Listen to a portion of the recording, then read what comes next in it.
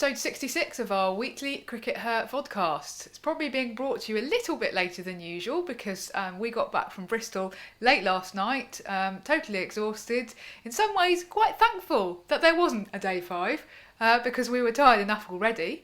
But today's episode is going to be essentially a review of the 4 days cricket that we've just seen.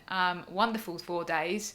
And Syd, there really does seem to be a narrative that's built up around this match, and particularly the exciting 4th day, that it's a kind of revival for women's Test cricket. What do you make of that? I certainly think that it was a much more positive game than the last couple that we've seen. Yes, it ended in a draw, but it wasn't a grinding bore draw of the kind of the last couple of tests between England and Australia. The last couple of tests, you sort of felt that everyone knew it was going to be a draw. From quite early on in the proceedings, whereas this time England had a very real opportunity to win it, and India had to fight hard for their draw. And so with India at one point, they were 8 down, and if England had got those last couple of wickets, then they would have won it. So England were within 2 wickets of winning the game. India fought really hard. That partnership at the end that kind of denied England was it wasn't kind of positive cricket in the sense of them going at 5 or 6 and over, but it was positive cricket in the sense of them battling it out and fighting for their lives. And that's partly what Test cricket is about. And it proved that it's not really about whether a match is drawn or not when you're actually watching it, but whether or not it's exciting. And I still feel it was. So I think it's positive, hopefully, that things are going in the right direction. How do you feel, Raf? Yeah, I totally agree. I think that previously sometimes, for example, with my Guardian pieces, there's not been a great deal of interaction sometimes for women's internationals. It really felt like there were a lot of comments, positive comments, exciting discussions going on below the line in the Guardian, because I did dare to venture there every day of the 4 days. And that's great because it feels like kind of people who, and there were a lot of people saying, well, I've never watched a women's test before and I watched this one and it was brilliant. So I think there was a lot of talk about it, a lot of buzz around it, and the way that it unfolded, obviously with the 4th day being particularly exciting, definitely helped with that. Obviously there's a much bigger question here, which is, will this one-off exciting test lead to a broader revival of women's test matches? And I think that we do have to be a little bit careful not to get ahead of ourselves, because we've still got a long way to go. This particular battle may have been won, but the war is not won. And really, the biggest factor in terms of getting more women's Test cricket and getting more India playing more women's Test cricket is actually in the hands of a few men that run the BCCI. Now, of course, the fact that India fought on and secured the draw will actually help. So in a way, yes, there's a lot of disappointed England fans, but actually this result is potentially a better one for women's cricket and for women's Test cricket, because it will mean that the BCCI hopefully is kind of more willing now to organise more tests. And there's obviously the one-off India-Australia test coming up in a few months' time, so that's great. But yeah, so I think let's not get ahead of ourselves. On the other hand, this was a brilliant example of what women's Test cricket can be like. In terms of kind of other positives coming out of this match, there were a lot of almost like a kind of next generation of young players who were making their Test debuts, and thinking in particular, I guess, about Shafali Verma and Sophia Dunkley. And obviously, Dunkley made a half century, and Shafali had the opportunity to bat twice and made 2 half centuries, kind of almost embracing Test cricket and embracing a bit of a different way of playing. Is that fair to say, Syd? Yeah, I think one of the biggest positives to come out of this test is, we've got 2 new exciting names in the international arena. Let's take Dunks first. We talked a couple of weeks ago about how the fact that she'd obviously deserved a place in this England squad, and we felt that putting her in the Test team would be a good plan. But she was kind of untested in the sense that she hadn't played an ODI. And although she'd had some very good scores in the Rachel Hayhoe Flint, there was still some question marks there, partly because she'd, as we said a few weeks ago, she played several matches for England, but she'd yet to have that kind of defining innings that cements your place for a long time. and that was very much due to lack of opportunity. Really, she'd had like 8 did not bats in her first 15 games or something, and it's difficult to have that defining innings in T20 cricket, especially if you're coming in at 6, 7, 8. But she hadn't, and you feel now that she has, right? She's had a very substantial not out. She kind of, in retrospect, slightly rescued England, right? If Dunks had got out early doors, actually, if Dunks had got out for 2 or 3. Then England could well have ended up in a position where they were fighting. They were the ones fighting not to lose the test. So hugely positive, and I think Sophia Dunkley has kind of stamped Sophia Dunkley onto being part of the England setup for a long time now, and I think she's really shown that she can do it. And then, of course, Shefali. I mean, there have been and there will be lots more words written about her, and I don't think I'm going to be saying anything original at all. But there were some question marks coming into it as to whether she really had the temperament to do this. There was some suggestion that perhaps she should bat at 5 because she shouldn't really be opening. The implication being, well, we don't really trust her opening in this. She showed that she has the shots, she has the cricket brain, and she has the temperament. She also, was very involved on a fielding basis. So, she wasn't having to be, hidden in the outfield or anything. So she showed just what a huge asset she's going to be for India in all formats. And I'll tell you what, India are not going to be not picking her for an ODI in the future, because they haven't picked her for ODIs in the past either. She'll play every match that India play for the next 20 years, providing she's not injured. Really impressive. Now, we've talked about some positives there, but I guess at the end of the day, England didn't win a match they could have won, and there have to be maybe some questions about selection. Raf, what's your take on that? Yeah, I think that there are some difficult conversations to be had about whether England picked the right team. Absolutely.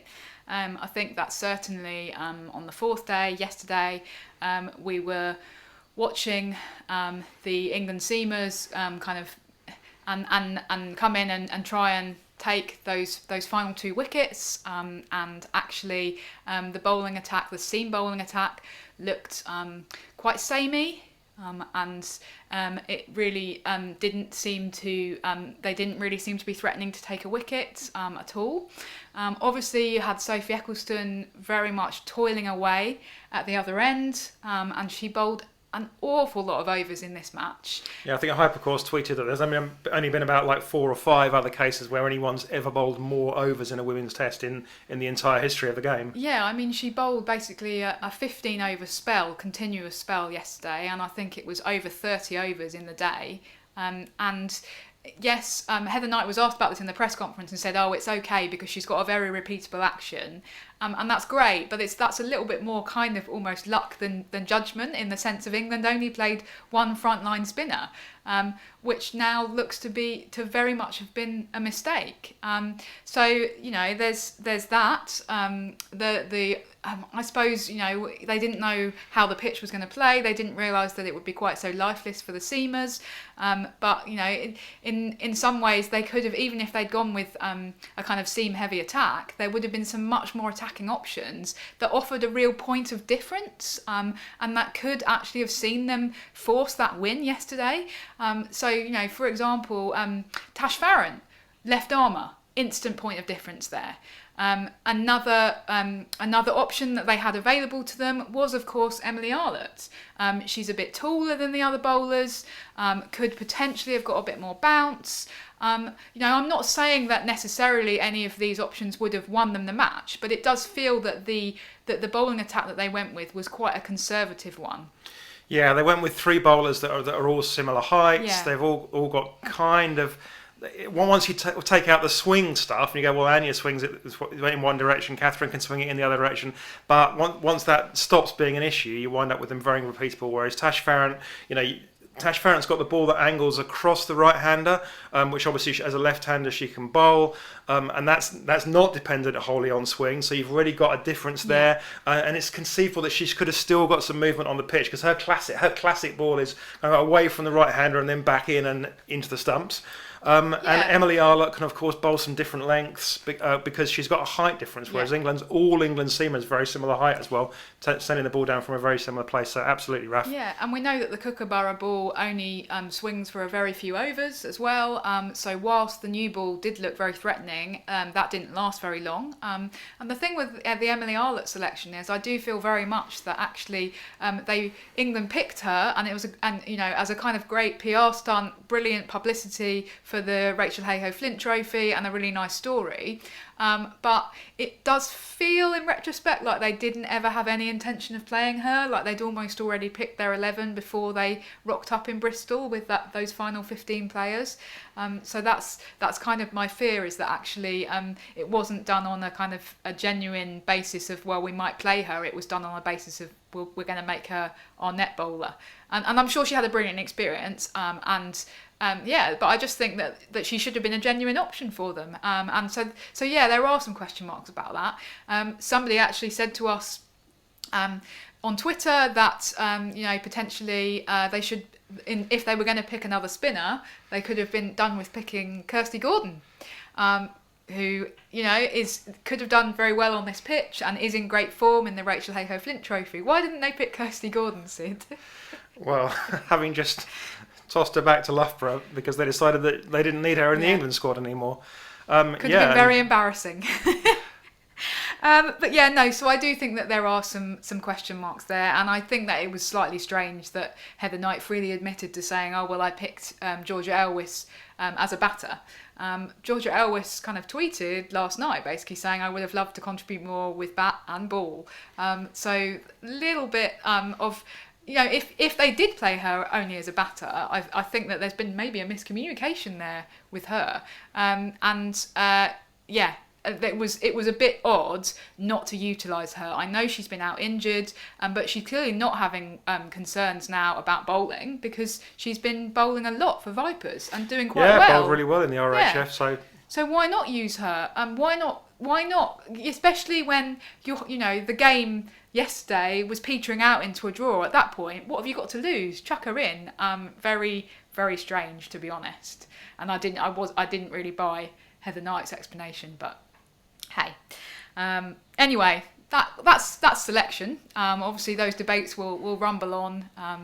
But as you wrote in your piece, yes, Mark Robinson once said to you, "Don't play cricket in retrospect, Syd," or something like that.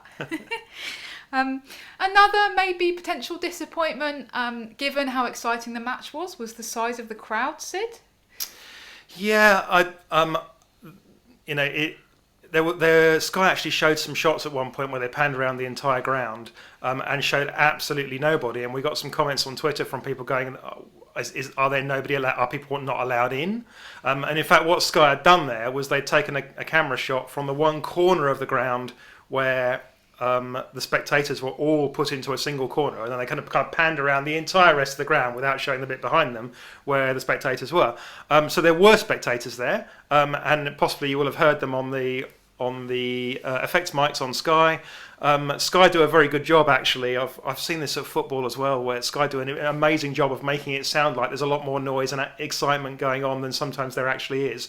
So you will have heard the crowd because they will have effectively mic'd them up. But it was a pretty small and a pretty disappointing crowd. Probably, we haven't seen any numbers, but I think it's probably the smallest crowd in the last 10 years at Women's Test.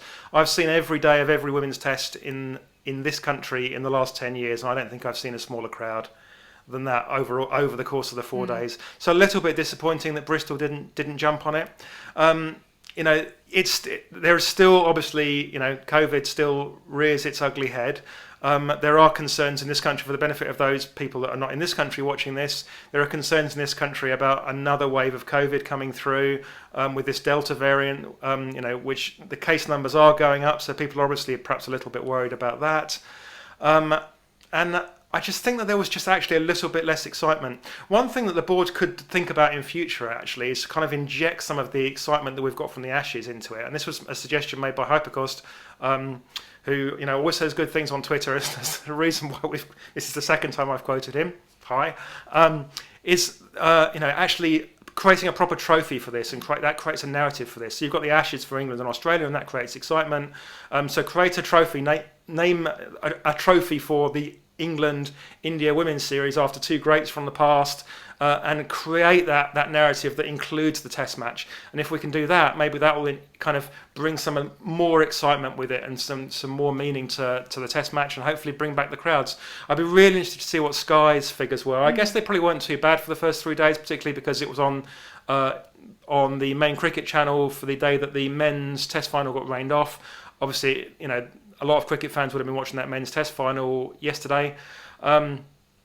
But I guess that's the key, really. Ultimately, what Sky's figures actually are really what matters. But it will be nice to get people in the grounds as well, and hopefully, let's see what happens for the white ball legs. It's going to be interesting to see.